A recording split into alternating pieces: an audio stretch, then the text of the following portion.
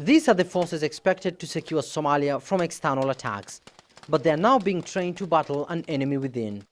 By the end of 2018, these soldiers will replace 22,000 African Union troops who've helped push back militants from huge chunks of land in south-central Somalia. Turkey has finished constructing its first military base on the outskirts of the capital.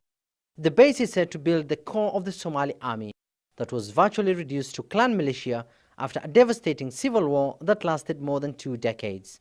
And then now we are planning to open officially this facility in September, and to provide also to start the military training programs in September. And for the first time in Somalia after 1991, we will able also to provide military training for officers and non-commissioned officers in Somalia. Ankara says the base is a sign of Turkey's confidence in Somalia.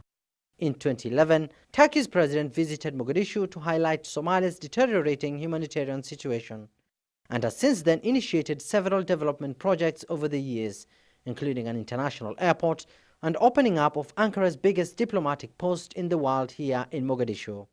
However, there's been no time frame given for the base operations here in the country, but experts say that in the coming years, Mogadishu will be able to have a competent force to better tackle the militant group. This will be Turkey's first and biggest military base outside Somalia. It will train up to 1,500 troops at a given time. This is a great opportunity for Somalia because 27 years later, Mogadishu will be able to train its own forces in its own soil.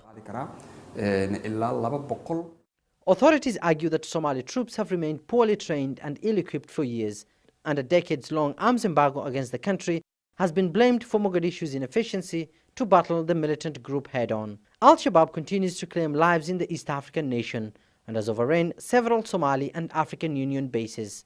In 2016, the group was ranked the deadliest in the continent after it killed more than 4,200 people.